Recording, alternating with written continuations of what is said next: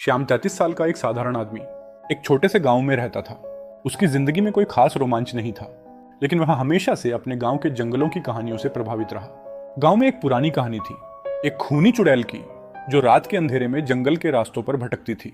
कहा जाता था कि जो कोई भी उसके रास्ते में आता, वह उसे अपनी खूबसूरती से मोहित कर लेती और फिर उसे हमेशा के लिए गायब कर देती। एक रात श्याम ने तय किया कि वह इस रहस्य का सामना करेगा। उसने अपने दोस्तों को बताया, लेकिन सबने उसे मना किया। लेकिन श्याम की जिज्ञासा ने उसे जंगल की ओर खींच लिया। चांद की रोशनी में वह धीरे धीरे जंगल की ओर बढ़ा। हर कदम पर उसे ऐसा लगा जैसे कोई उसकी निगरानी कर रहा है। जंगल में घुसते ही उसे अजीब आवाजें सुनाई देने लगीं, पेड़ों की सरसराहट और दूर से आती हुई हंसने की आवाजें। अचानक उसने एक खूबसूरत महिला को देखा, जो सफेद कपड़ों में लिपटी हुई थी।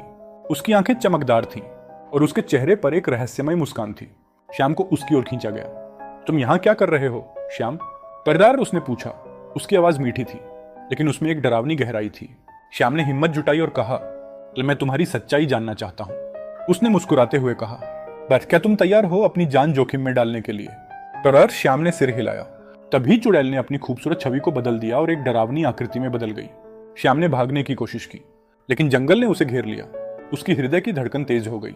चुड़ैल ने उसे अपने जाल में फंसाया और कहा, पर तुमने मुझे खोजा, अब तुम मेरे साथ रहोगे। बड़ा सा श्याम ने अपनी पूरी ताकत लगाई और एक पेड़ के पीछे छिप गया। उसने सोचा कि अगर वह चुप रहेगा तो शायद वह बच जाएगा। जंगल की रात गहराती गई और श्याम ने महसूस किया कि उसकी जिज्ञासा ने उसे एक खतरनाक स्थिति में डाल दिया है। लेकिन उसने हार नहीं मानी। उसने अपने दोस्तों की कहानियों को याद किया और एक योजना बनाई। जब चुड़ैल ने उसे फिर से खोजने की कोशिश की, तो श्याम ने एक चतुराई से उसे धोखा दिया। उसने अपने आसपास के पेड़ों से शाखाएं तोड़ी और उन्हें एक जाल की तरह फैला दिया। जैसे ही चुड़ैल उसके पास आई, वह जाल में फंस गई। श्याम ने उस मौके का फायदा उठाया और भाग निकला। जंगल से बाहर निकलते ही उसने अपनी जिंदगी की सबसे बड़ी सीख ली, कभी भी अंधेरे की ओर नहीं जाना चाहिए, जहां रहस्य छिपे होते हैं। उस रात के बाद श्याम ने कभी भी जंगल की ओर देखने की हिम्मत नहीं की। गांव में उसकी कहानी सुनाई जाने लगी और वह एक नायक बन गया।